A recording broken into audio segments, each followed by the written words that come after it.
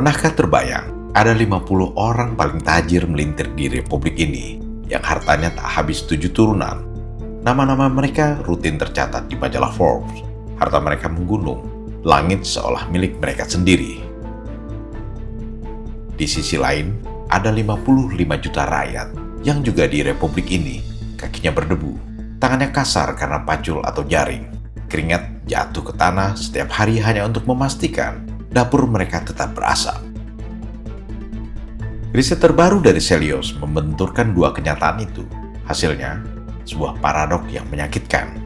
Menurut Celios, harta 50 orang tadi setara dengan gabungan kekayaan 55 juta rakyat di lapisan bawah. 1:1 juta lebih. Ini bukan ketimpangan. Ini adalah luka dalam anatomi ekonomi bangsa.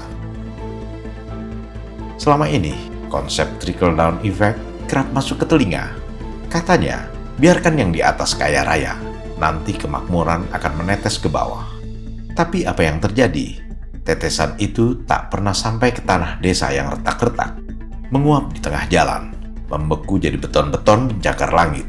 Rakyat di bawah hanya kebagian uapnya, bukan airnya. Mantra itu sudah mati, negeri ini butuh jalan baru. Kenapa desa seolah jalan di tempat? Karena desa ibarat ban yang bocornya di mana-mana.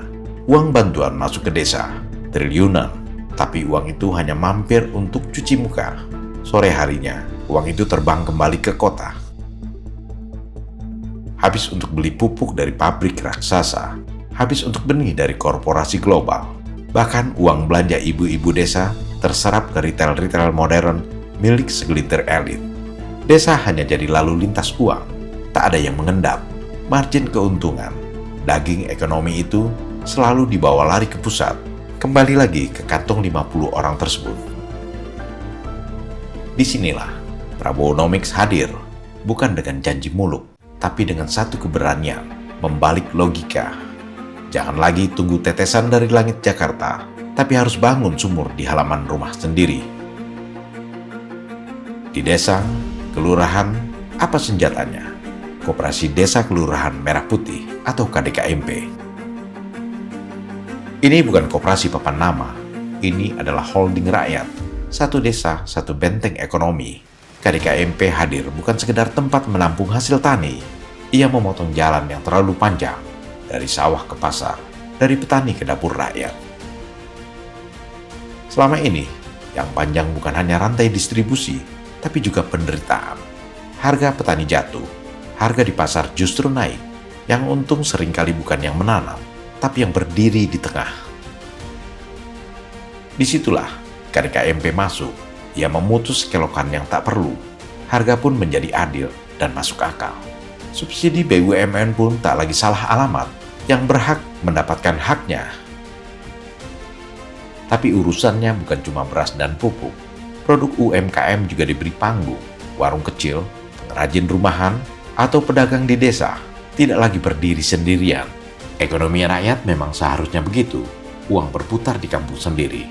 Nilai tambah tinggal di tangan petani, pelaku UMKM dan konsumen. Tidak bocor kemana-mana. Negara yang kuat tak gaduh di atas, tapi yang dapurnya tetap menyala di bawah. Inilah cara Prabowonomics melakukan redistribusi kekuasaan ekonomi. Harta siapapun tak perlu dirampas, tapi 55 juta rakyat di bawah dibekali dengan pedang ekonomi yang sama tajamnya. KDKMP adalah cara memulangkan martabat ke tangan rakyat, agar mereka tak lagi jadi penonton di tanah sendiri. Membangun KDKMP memang bukan perkara membalik telapak tangan. Ini adalah perjuangan mengubah mentalitas. Dari mentalitas penerima bantuan, menjadi mentalitas pemilik kedaulatan. Birokrasi harus berubah, pikiran harus dibersihkan. Jangan lagi alergi melihat rakyat kecil memegang modal besar. Data Forbes dan Celios itu adalah alarm yang menyakitkan telinga. Jika jurang antara 50 orang dan 55 juta orang ini terus melebar, boleh jadi fondasi bangsa bisa terganggu. Nah, Prabowo lewat jalan sunyi, jalan kerja senyap Prabowonomics-nya, ingin semua kembali ke kitoh.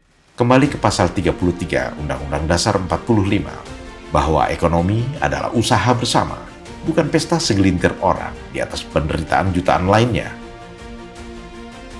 Kejayaan Indonesia tidak diukur dari seberapa banyak nama yang muncul di daftar orang terkaya dunia, tapi dari seberapa kuat koperasinya menghidupi warga di pelosok Nusantara.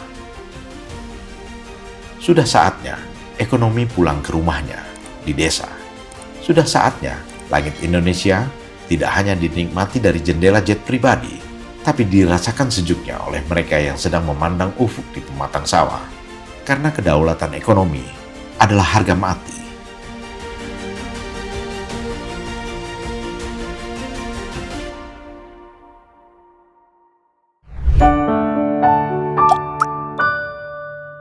Men of our time.